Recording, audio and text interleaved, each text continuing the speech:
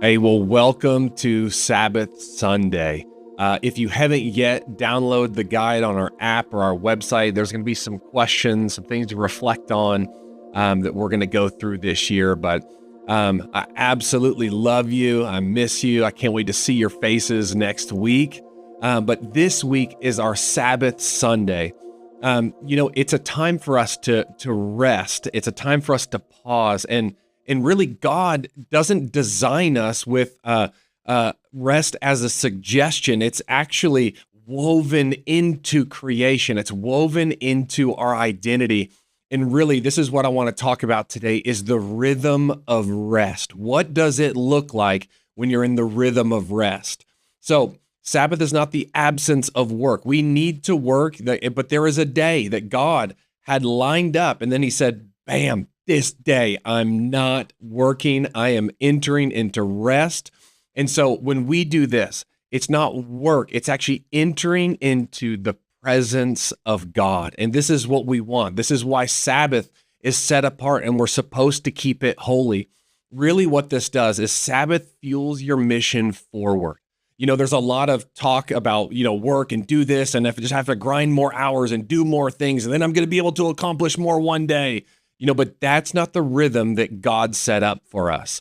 So creation rhythm, this is what God did, is on days 1 to 6, he made a whole bunch of things, and then he rested on that seventh day.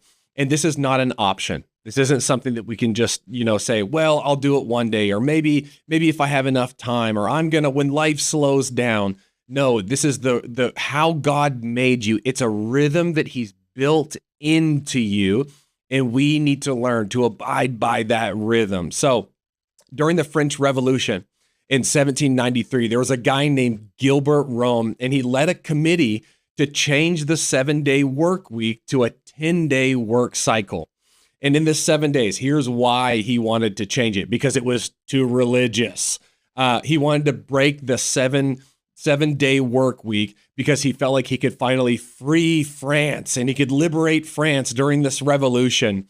And he wanted to build this new France, this new free France, into a secular or scientific society by removing religion, by removing God, and by ultimately removing the Sabbath. And this is what happened. It passed on October 5th of 1793. And this is what happened. Productivity absolutely collapsed. Mental health collapsed. Animals died of exhaustion. The economy crumbled and the entire nation destabilized. So after 12 years of trying to force this thing and to make it work, they were working out of the rhythm of God instead of with the rhythm of God. In 1805, 12 years later, they put it back. And why? Because France was not in rhythm with God. Here's the real point, is that you can't outwork God's design. You can't rewrite creation. You can't reject the Sabbath. What happens when you reject the Sabbath is you're going to break yourself. You're not honoring God with this day, and you're saying, God, this day is holy to you. Humans were designed to rest, and we rest with God.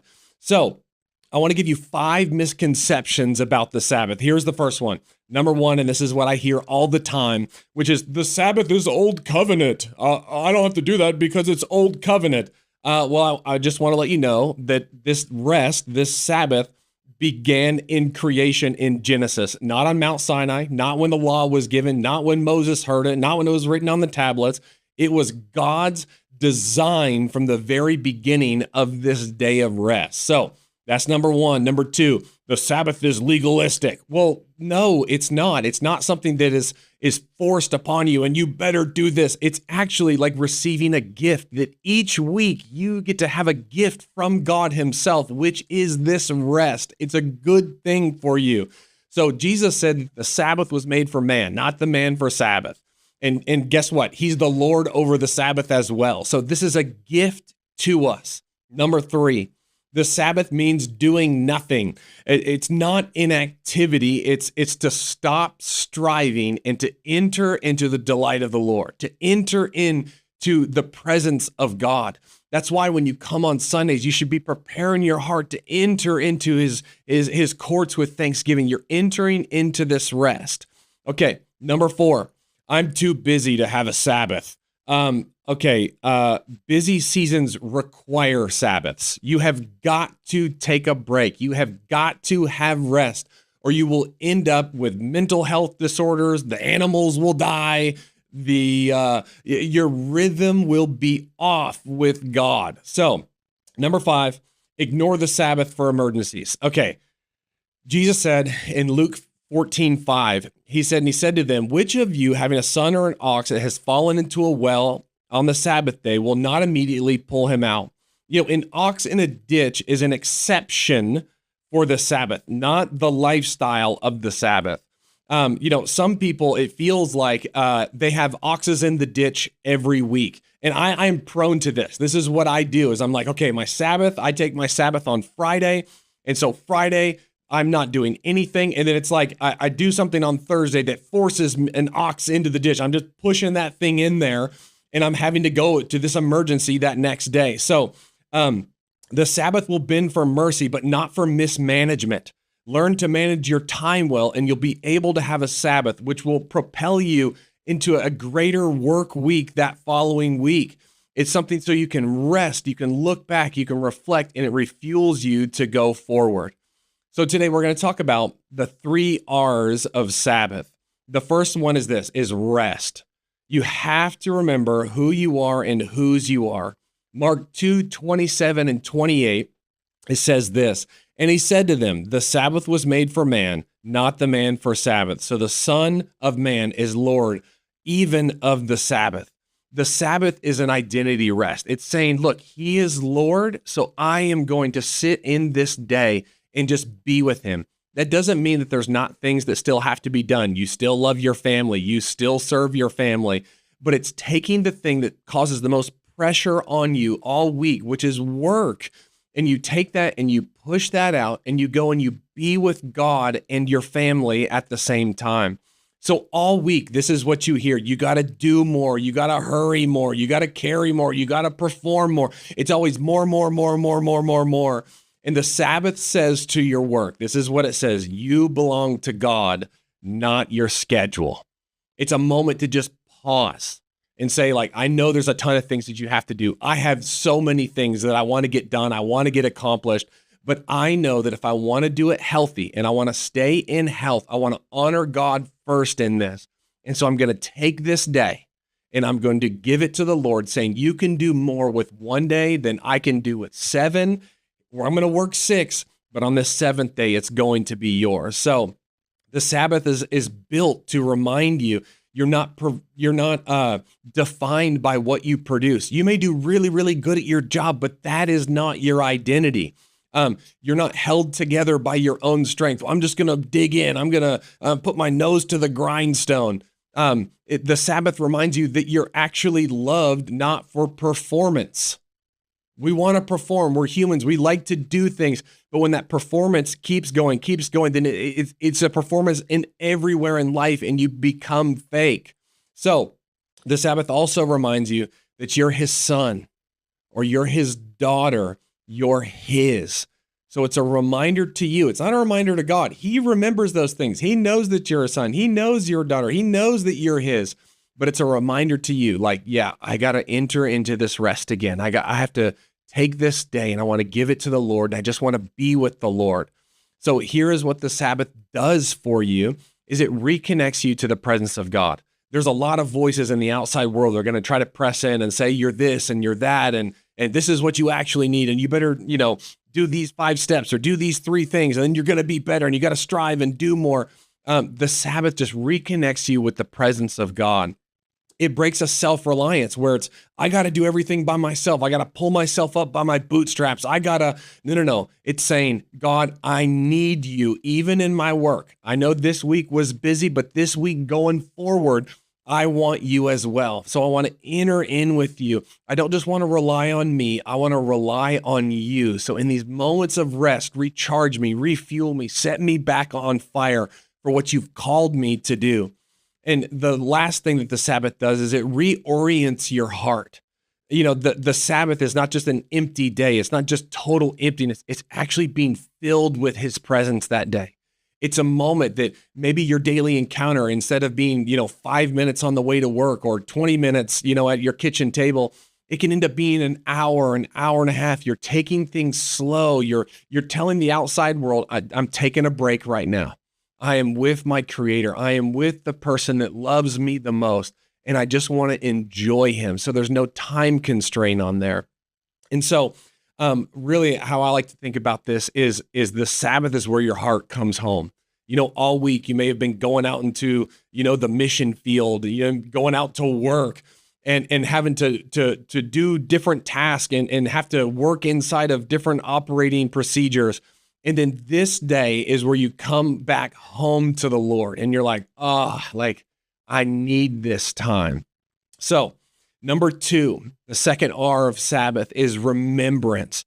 You reflect on what God has done. Psalms 23, 1-3, it says this, and we know this psalm so well. The Lord is my shepherd. I shall not want. He makes me lie down in green pastures. He leads me beside still waters, and he restores my soul.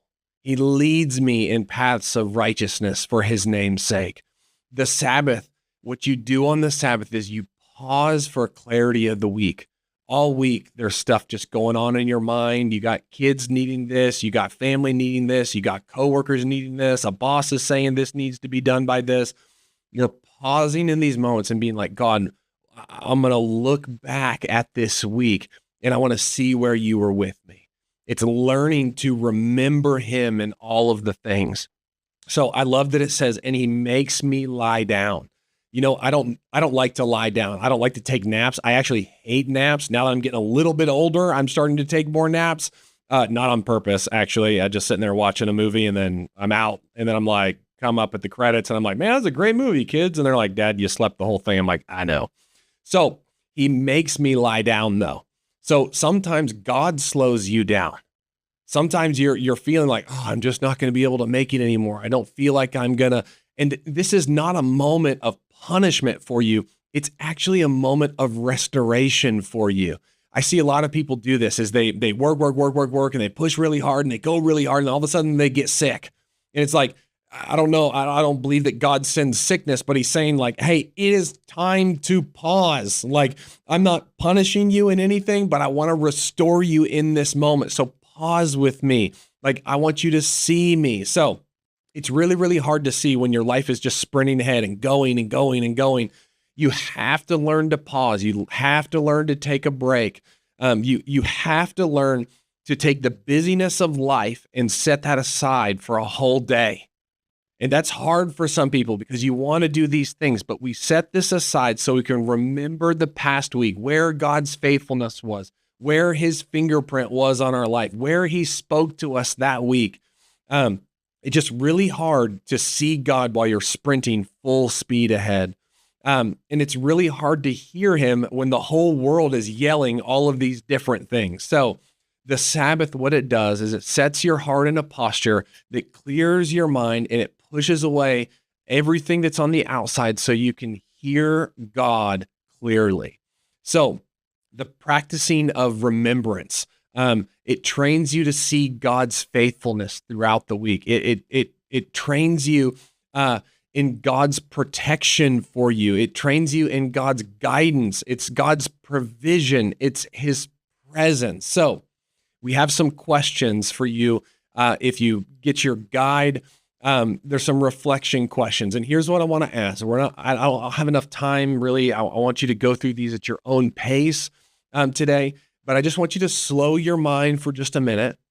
Try to push everything out. I know life is busy. The kids may be running all around the living room, or maybe you're in the car and you're having to pay attention. But just slow your mind for just a minute and reflect on this past week, this past month, this past year. And I want you to think about these questions and answer them. Number one, where did God carry me? A lot of the times in my life, I'm like, God, I can't go anymore. I don't know what I'm going to be able to do. And somewhere along the way, I keep going. I still keep doing my Sabbath. And somewhere along the way, he comes and he picks me up. It's where he has sustained me. Number two, what prayers did he answer? I want to cry out and have big prayers. And I want to see those prayers answered. And sometimes what happens is because life is so fast, it's so quick, and so many things happen, sometimes I forget the actual prayers that God answered for me. So just take some time. What are some words that maybe he said, or maybe there's something that's, you haven't thought about in a while. Just bring that back to your remembrance and ask that question. What prayers did he answer? Number 3, what did he protect me from? A lot of the times what he's protected me from is this guy right here. He's protected me from me. These are the unseen mercies. These are maybe doors that have been closed for you. And you're like, why did this happen, God? But really all along the way, it was God's mercy closing this door, or it was a delay in something, or a redirection. So what did he protect me from? Number 4, what he grew me in. What did he grow you in this year? Look back, think about it. Where I was in January, where I was in February, where I was in March. Where did he grow me? Was it patience? Was it wisdom? Was it courage? Was it humility? Was it just a hunger for him that you didn't have before? And he's answered this prayer for you, and where he grew you. So 4, what he grew me in. 5, where did I drift? Where did I drift? Maybe you went off path somewhere. This is not a condemnation thing. This is not to bring condemnation to you and make you feel bad. This is not shame. This is what, God, where do I need to return to you at? I was with you. October, it felt like I was, whoa, man, me and God were this tight. And then by the time the holidays started, and by the time it got to Christmas, and like now we're here in this weird limbo between Christmas and New Year's, like, where did I drift? Just ask God those questions and then answer them truthfully. And number 6, what must I surrender?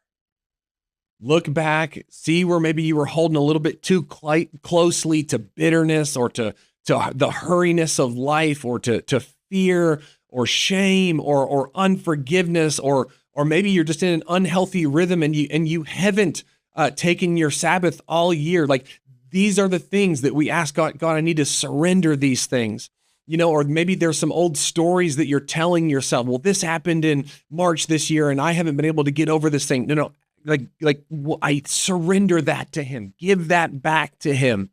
So remembrance is just a moment of worship. It's saying, God, I see your hand. I see where you were with me. It's stirring up these memories, and those memories turn into gratitude. And then that gratitude, I don't know how it works necessarily, but then it brings you this peace that you have that's from God. So in this remembrance, still your soul. Tell everything else to be quiet, because you want to see the shepherd clearly again. And the last thing that remembrance does is it prepares the ground for what's next. It's like a tilling of the land and spreading fertilizer and getting ready to plant these crops. So remember over this past year what God has done. It's just tilling my heart and getting ready for the next things that God wants to do for us. Okay, number 3 here. There it is. Sorry. Renewed. Renew your intentions this year.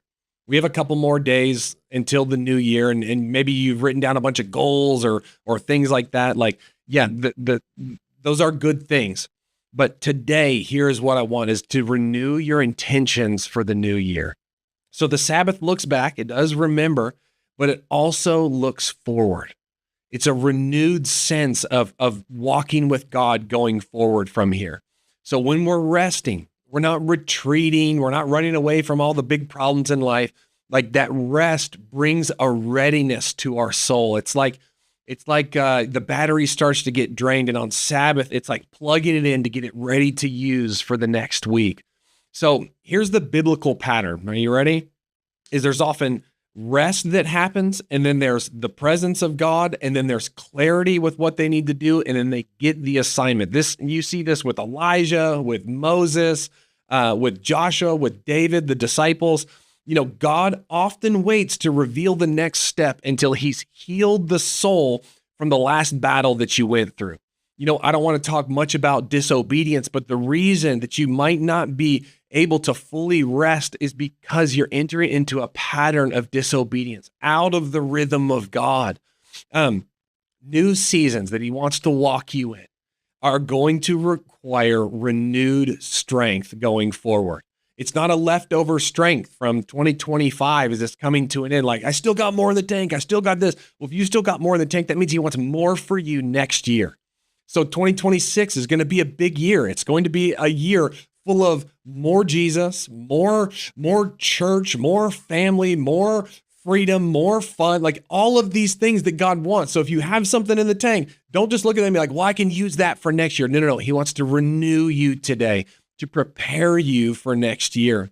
So the Sabbath, what it does, it's like a detox. It's like, I don't drink these things, but I see them in the store all the time, and I'm going to drink this detox thing, and then all sorts of craziness comes out of you.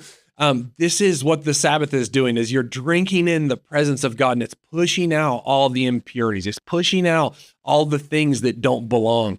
It's just realigning your heart, and it restores your hearing to God.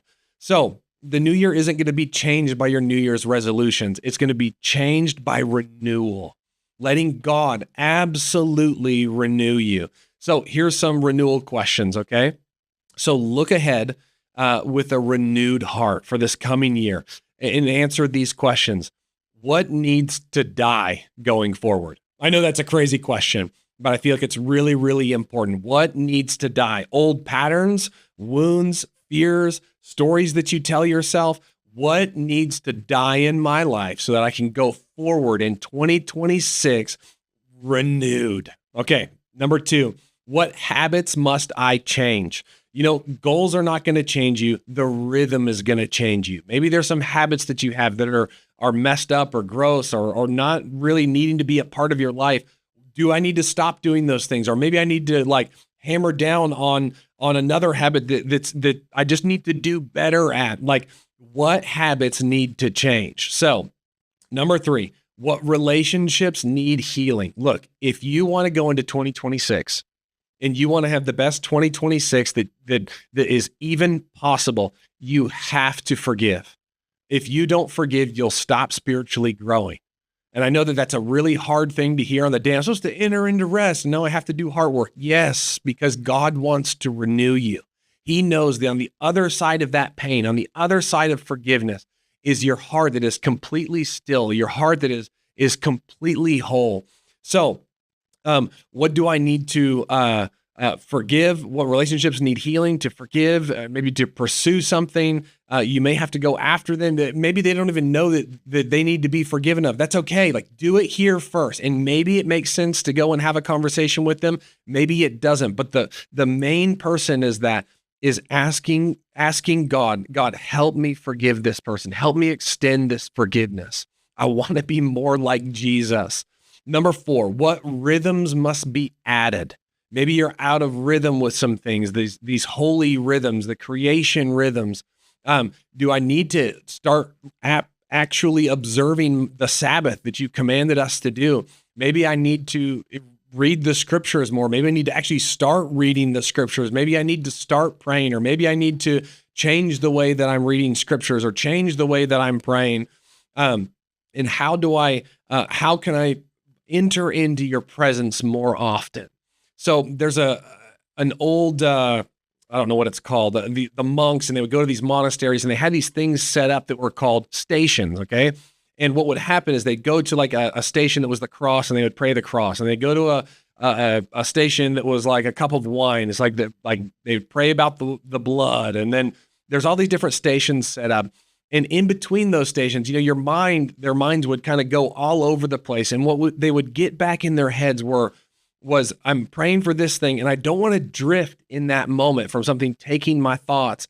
I want to stay in that. And it's the moment between the moments. It's the moment when I'm walking out of my car and into my house. I'm inviting God in. Like, God, I want to be more in your rhythm. I want to know you better. I want to hear you better. I want to talk to you more clear. I want to pray your heart. I want to have your heart. I want to have your mind in these things. And you're doing them in these little moments between the moments. You know, I don't know. We're human. So I don't think when you're correcting a child, or you're having to do something at work, a very meticulous thing with your hands that creates a lot of brain power. I don't know how to get God in those things yet, but I know that there's moments between the moments. There's moments when my hands are doing something and my brain is working really hard, And then I'm moving to the next thing. That's the moment that I get to invite God in and ask, God, be with me. God, let me hear you better. God, I love you. God, I want more of you. God, you're the greatest thing that has ever happened to me. So take those moments and let them be holy rhythms. So 4 is what rhythms must be added. Number 5, what faith is calling me into? What is faith? What faith is God calling me into? Maybe there's dormant dreams that you've had, dreams when you were a little kid that you had. I'm not talking about being a firefighter or a princess. I'm talking about big callings that God has put on your life, big, like faith-filled things that God has put. Ask him, is this the year to do this? Is this what you're wanting? Is this the way that I'm going? So what is he calling me into? Number 6, how can I make space for his presence? This is a big one, guys. We believe the presence of God. When you have the presence of God, you have everything and you lack nothing.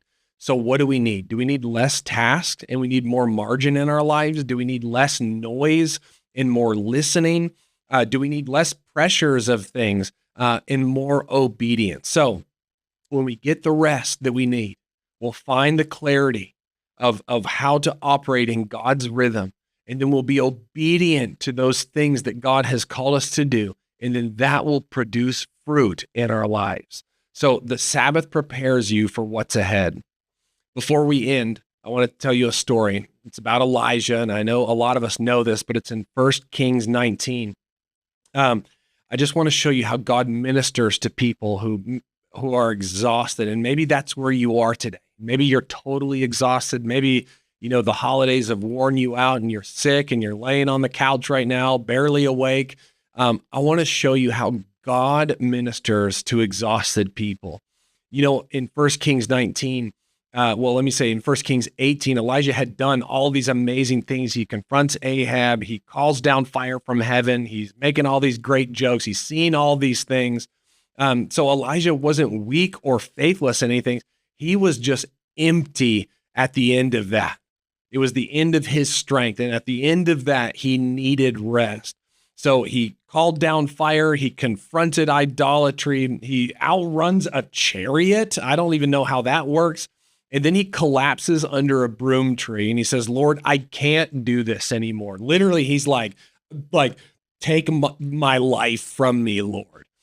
Pretty crazy place to be. Definitely in need of rest. And God's response, it wasn't do more and more pressure and more hustle. And there was no rebuke in this. What he said is he needed rest. He needed sleep. He needed food. He needed more rest, and he needed the presence of God. It's like sometimes you just need to take a nap and eat a snack.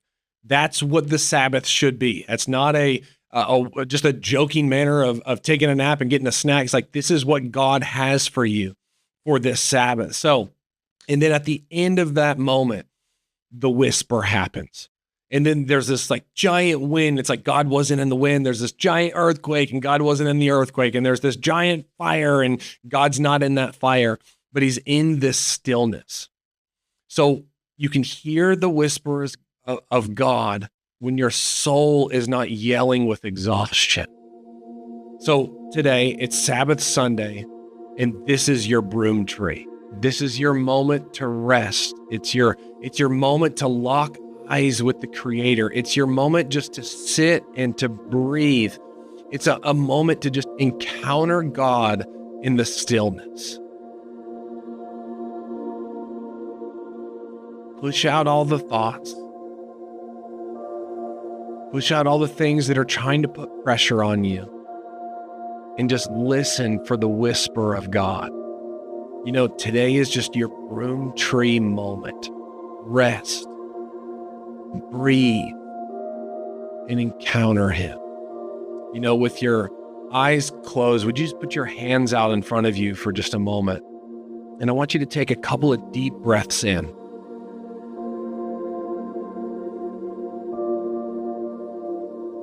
I want you to pray this prayer with me.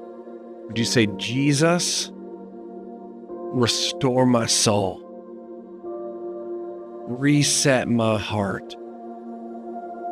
Renew my spirit. I make room for your whisper. And so in this moment, just be still. Let him speak. Let him begin to heal wounds. Let him lift burdens. Let him renew joy. Let him reset perspectives. Let him restore identity.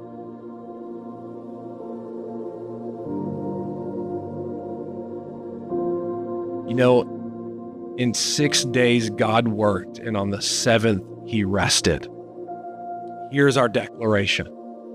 I am not a slave to hurry. I am not defined by what I produce. I'm a child of God. I return, I remember, I renew. And this year, I will be led by his presence and filled with his peace. Amen. I love you guys. I'm so excited for 2026. I know God has some big things in store for us. I know he has some stuff in store for me personally. So I know if he's done it for me, he's going to do it for you. But at the end of this, take a moment, put on some worship music, light a candle, do whatever you have to do. Tell the kids to go outside and play, and go back to those questions and just go through them one by one. Ask the Lord, I'm going to answer these questions, and I want you to help me. I know you already know the answer. Would you help me see the answers in here so I can know you better? So take the time today to do it. And I believe it's a time of refreshing, a time of renewing as we enter into 2026. And man, I'm just so proud of you. I love you. I cannot wait to be with you and worship with you next week. So God bless, and we'll see you then.